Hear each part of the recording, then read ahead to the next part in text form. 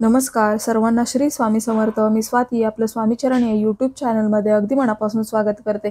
आजच्या व्हिडिओमध्ये आपण मार्गशीर्ष महिन्यातली लक्ष्मी मातेची पूजा मांडणी कशी करायची, कुठले मंत्र स्तोत्र म्हणायचे, अभिषेक कसा करायचा, एखाद्या गुरुवारी जर आपल्याला मासिक धर्म आला तर काय करायचं, याबद्दलची संपूर्ण माहिती मी आपल्याला या व्हिडिओमध्ये देणार आहे. तर मार्गशीर्ष महिना हा 21 नोव्हेंबरपासून सुरू होतोय आणि मार्गशीर्ष महिन्यामध्ये या 4 गुरुवार आलेत. पहिला गुरुवार हा 27 नोव्हेंबरला आलाय, त्यामुळे आपण अशी ही मार्गशीर्ष महिन्यातली गुरुवारची पूजा मांडणी ही 27 नोव्हेंबरला पहिल्या गुरुवारी करायची. आता पूजा मांडणी करण्याच्या दिवशी आपल्याला पहाटे लवकर उठायचे. घरातली साफसफाई ही आपल्याला आदल्या दिवशीच करायची आहे, कारण मार्गशीर्ष महिन्यातला गुरुवार असो किंवा कोणत्याही दिवशी महिन्यातला गुरुवार असो, आपण गुरुवारच्या दिवशी घरातली साफसफाई करू नये, फरशी पुसू नये. आता या दिवशी आपण उपवास पकडलेला असतो, पण आपल्याला गुरुवारच्या दिवशी केस धुवायचे नसतात, तर ते आपण आदल्या दिवशी केस धुवू शकतो किंवा दुसऱ्या दिवशी धुतले तरी चालतील.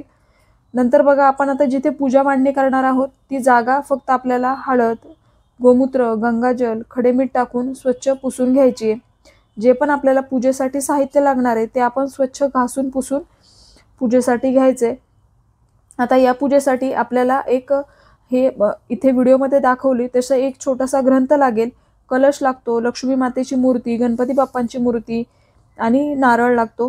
तर पूर्वतयारी थोडी आधीच करून घ्यायची. आता हे व्रत स्त्रिया पुरुष कोणी करू शकतं. आपल्या घरामध्ये लक्ष्मी मातेचा अखंड वास राहावा, धनधान्याची कधीही कमी पडू नये म्हणून मार्गशीर्ष महिन्यामध्ये हे व्रत केलं जातं. तसं तर मार्गशीर्ष महिन्यात जर आपल्याला शक्य नाही झालं तर कुठल्याही मराठी महिन्याच्या पहिल्या गुरुवारी या व्रताची सुरुवात करावी आणि त्या महिन्याच्या शेवटच्या गुरुवारी या व्रताची सांगता करावी, म्हणजे उद्यापन करावं. सवाष्णींना या दिवशी घरी बोलवून त्यांना भोजन द्यावं, यथाशक्ती त्यांची ओटी भरावी आणि हा ग्रंथ 5 किंवा 7 सवाष्णींना हा ग्रंथ एक फळ देऊन त्यांचा मानपान करायचा असतो. असे अगदी साधं सोपं या व्रताचं उद्यापन असतं. इथे मी पूर्वतयारी करून घेतली आहे. 2 बाजूला 2 समया लावलेत आणि चौरंगावर लाल वस्त्र अंतरलंय आणि तेलाचा किंवा शुद्ध गाईच्या तुपाचा दिवा प्रज्वलित करून घ्यायचा आहे. आता आपल्याला इथल्या पूजेच्या साहित्याची शुद्धी करायची आहे. तर एक शुद्ध पाण्याचा ग्लास घ्यायचा, त्याच्यामध्ये पुष्प उडवायचं आणि स्क्रीनवर जो मंत्र दिसतोय तो मंत्र म्हणत आपल्याला सर्व पूजेवर असं पाणी शिंपडून घ्यायचंय. हे झालं. आता पूजेची शुद्धी झाली. आता आपल्याला आचमन करून आपली शरीर शुद्धी करून घ्यायची. डाव्या हाताने उजव्या हातामध्ये पळीभर पाणी घ्यायचं. ओम केशवाय नमः असं म्हणून हे पाणी पिऊन घ्यायचं. परत 1 चमचा पाणी घ्यायचं. ओम माधवाय नमः असं म्हणून हे पाणी परत पिऊन घ्यायचं.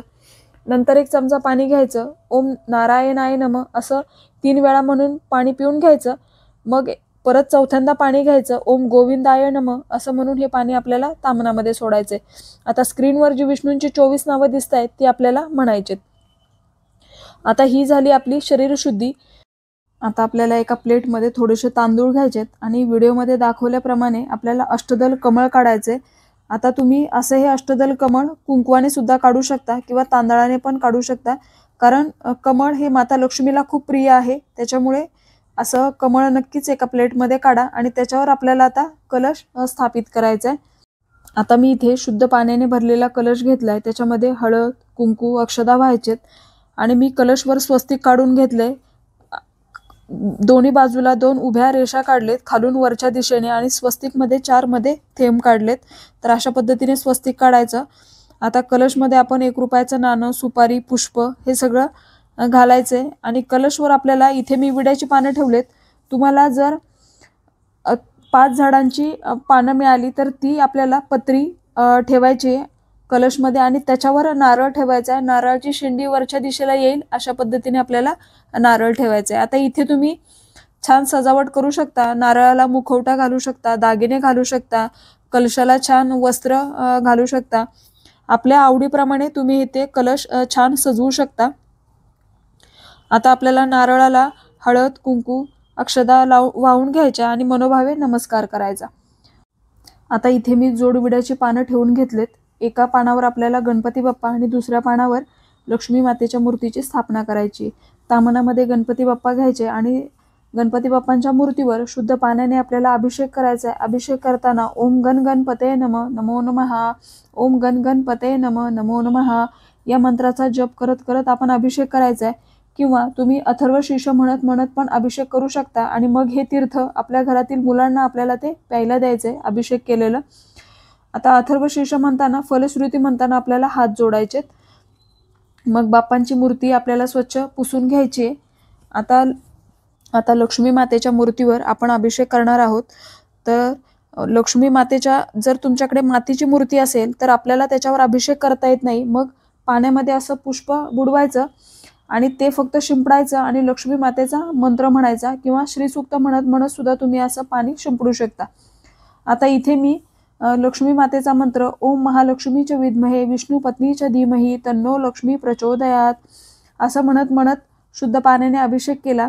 नंतर श्रीसूक्त म्हणत म्हणत अभिषेक केला आणि फलश्रुती म्हणताना आपल्याला हात जोडायचे। तर लक्ष्मी मातेची मूर्ती आपण स्वच्छ पुसून घ्यायची आणि जोडविड्याच्या पानावर इथं ठेवून घ्यायचं। आता तुमच्याकडे जर श्रीयंत्र असेल तर ते जोडविड्याच्या पानावर ठेवा आणि कमळगट्ट्याची माळ आपल्याला त्याच्यावर ठेवायची आहे। गणपती बाप्पांना इथं मी अष्टगंध लावून घेते। लक्ष्मी मातेला अष्टगंध अर्पण केला, हळद कुंकू अर्पण करायचे आणि हे करत असताना आपल्याला देवीचं स्मरण करत राहायचे। आता इथे मी मूर्ती ठेवलेत, त्याच्या खाली थोड्या थोड्या अक्षता वाहिलेत आणि मग त्याच्यावर आपण अशी ही गणपती बाप्पा आणि लक्ष्मी मातेची मूर्ती ठेवली आहे।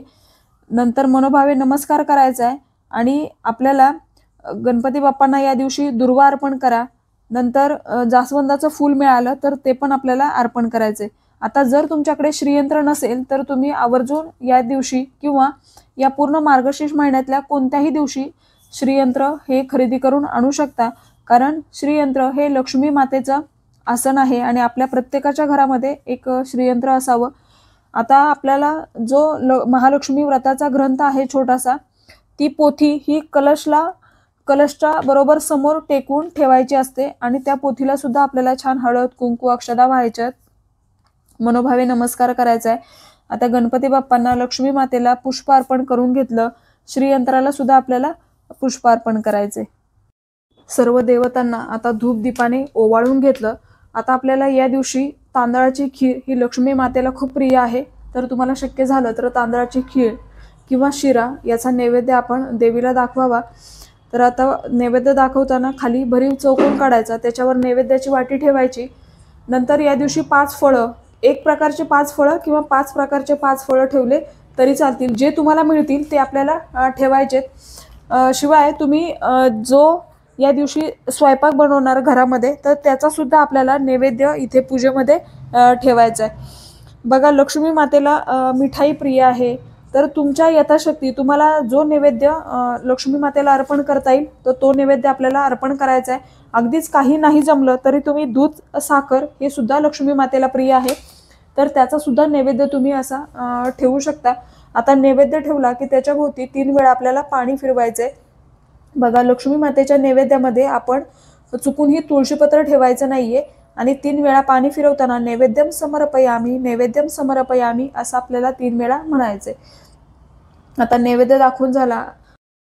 आता जर तुमच्याकडे घंटा असेल तर ती पण ठेवायची, घंटेला सुद्धा आपल्याला हळद कुंकू अक्षदा व्हायच्या, पुष्प व्हायचा आणि नमस्कार करायचा। शंख असेल तर तो शंख सुद्धा आपल्याला इथे पूजेमध्ये ठेवायचा आहे। नंतर असा एक पाणी भांड भरून आपल्याला इथे ठेवायचं आहे। आता तुमच्याकडे जर पाणी भांड नसेल तर तुम्ही साध्या फुलपत्रामध्ये पाणी घ्यायचं आणि त्याच्यावर काहीतरी झाकण ठेवून असं पाणी आपण इथे पूजेमध्ये ठेवायचं।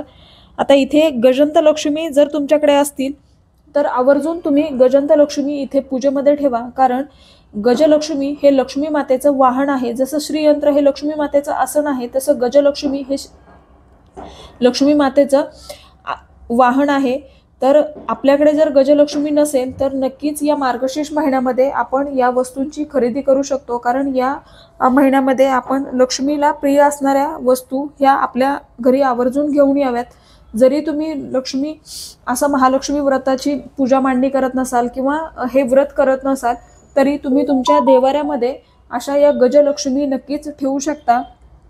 या लक्ष्मी मातेला खूप प्रिय आहेत। नंतर या गजलक्ष्मी किंवा श्रीयंत्र एवढी मोठी वस्तू जर तुम्हाला घेणं शक्य नसेल तर अगदी पिवळ्या कवड्या किंवा गोमती चक्र हे सुद्धा तुम्ही मार्गशीर्ष महिन्यामध्ये घेऊ शकता। 5 किंवा 7 गोमती चक्र किंवा पिवळ्या कवड्या या मार्गशीर्ष महिन्यामध्ये आपण खरेदी कराव्यात आणि त्यांची सुद्धा आपण आपल्या देवाऱ्यामध्ये स्थापना करू शकतो। आता इथे मी पिवळ्या कवड्या ठेवलेत, त्यांना पण हळद कुंकू वाहिले आणि पुष्पार्पण केले। पिवळी कवडी ही माता लक्ष्मीला आकर्षित करते, तर त्यामुळे आपल्याला ह्या ठेवायच्या असतात। आता या दिवशी सेवेला खूप महत्त्व आहे। तुम्ही तुमच्या मनोभावे ही पूजा केली। आता या दिवशी आपल्याला सेवा करायची आहे, ती म्हणजे श्री सूक्ताचं आपल्याला पठण करायचे, पुरुष सूक्त म्हणायचे, व्यंकटेश स्तोत्र म्हणायचे आणि शक्य झालं तर आपण विष्णू सहस्रनाम हे नक्कीच म्हणा, कारण जिथे विष्णूंची सेवा केली जाते तिथून माता लक्ष्मी कधीही काढता पाय घेत नाही। त्यामुळे या दिवशी आवर्जून विष्णू सहस्रनाम म्हणा। आता सर्व पूजा मांडणी झाली की आपल्याला या व्रताची कथा वाचायची आहे। तर कथा वाचताना आपल्या घरातील सर्व व्यक्तींना एकत्रित बसवायचे, आजूबाजूच्या लोकांना सुद्धा तुम्ही कथा ऐकण्यासाठी बोलवू शकता। नंतर आपल्याला गणपती बाप्पांची आरती करायची आहे, लक्ष्मी मातेची आरती करायची आणि या दिवशी गुरुवार आहे तर दत्त महाराजांची, स्वामी महाराजांची आपल्याला आरती करायची आहे। अशी अगदी साध्या सोप्या पद्धतीने आपल्याला ही व्रताची पूजा मांडणी करायची आहे। रात्रभर ही पूजा अशीच ठेवायची आणि याच्यामध्ये आपल्याला पुरेसे तेल घालायचे, जेणेकरून ही दिवे हे रात्रभर एक तरी दिवा हा अखंड तेवत राहील एवढं दिव्यामध्ये घालून घ्यायचे। आता बघा, दुसऱ्या दिवशी सकाळी आपल्याला लवकर उठायचे, पूजेतल्या सर्व देवतांवर हळद कुंकू अक्षदा व्हायचे, मनोभावे नमस्कार करायचा। आता रात्रभर जर दिवा तेवत नसेल तर दिवा लावून घ्यायचा आहे। इथे आपल्याला दूध भात किंवा खडीसाखर किंवा दूध याचा नैवेद्य दाखवायचा आणि मग आपल्याला पूजा मांडणी उचलायची आहे। आता ज्या पण देवता तुम्ही घेतल्या होत्या त्या धुवून आपण परत देवाऱ्यामध्ये ठेवू शकतो। समई आपण दिवा समई हे स्वच्छ करून परत दुसऱ्या पूजेसाठी वापरायचे। जी पण फळं किंवा नैवेद्य ठेवला होता तो आपण प्रसाद म्हणून घ्यायचा आहे। आता हे व्रताचं पुस्तक किंवा ग्रंथ हा आपण पुढच्या पूजेसाठी वापरणार। इथे जे कलशमध्ये पाणी होतं ते आपल्या संपूर्ण घरामध्ये आपल्याला शिंपडायचं आहे आणि उरलेलं पाणी तुळस सोडून कुठल्याही झाडाला अर्पण करायचे। जी पत्री किंवा विड्याची पानं ठेवली होती, फुलं ठेवली होती ते आपल्याला निर्माल्यामध्ये टाकायचे। जो नारळ आपण पहिल्या गुरुवारी घेतला तोच नारळ आपण 4ही गुरुवारी वापरायचा आहे। तो जर खराब झाला, तडा गेला तर आपण तो बदलावा। कलश आपण स्थापन केला, त्याच्या खाली जे तांदूळ ठेवले होते ते तांदूळ आपण पुढच्या पूजेसाठी तसेच वापरायचे। कलशमध्ये जे सुपारी आणि नाणं टाकलं होतं तर ते आपण पुढच्या पूजेसाठी वापरायचे। अशी अगदी साध्या सोप्या पद्धतीने आपल्याला या व्रताची उद्यापन करायचे आणि शेवटच्या गुरुवारी उद्यापन कसं करायचं याचाही डिटेल व्हिडिओ मी आपल्या चॅनलवर लवकरच घेऊन येईल। तर अशी ही लक्ष्मी मातेची अगदी साधी भोळी सेवा आहे, पण तितकीच प्रभावी सेवा आहे। तर प्रत्येक महिलेने हे महालक्ष्मी व्रत मार्गशीर्ष महिन्यातलं नक्कीच करा। तुम्ही यापूर्वी जरी कधी केलं नसेल तर या वर्षापासून आपण हे व्रत सुरुवात करू शकता। अगदी साधी सोपी पद्धत आहे। जर तुम्हाला मासिक धर्म आला तर त्या दिवशी आपण पूजा मांडणी करू नये, त्या दिवशी फक्त उपवास करावा आणि जर सुतक आलं तर आपल्याला त्याही दिवशी फक्त उपवास करायचा आहे। आता मासिक धर्म असेल आणि तुमच्या घरात इतर कोणी पूजा मांडणी करू शकत असेल तर त्यांच्या हस्ते तुम्ही पूजा मांडणी करू शकता आणि कहाणी ऐकू शकता। तर अशा पद्धतीने अगदी साध्या सोप्या पद्धतीने मी तुम्हाला आज वैभव लक्ष्मी व्रताची पूजा मांडणी दाखवली। तर ही छोटीशी माहिती जी मला तुमच्यापर्यंत पोहोचवायची होती। व्हिडिओ आवडला असेल तर व्हिडिओला लाईक करा, शेअर करा, सबस्क्राईब करा। भेटूया अशाच एका नवीन व्हिडिओ सोबत। तोपर्यंत सर्वांना श्री स्वामी समर्थ।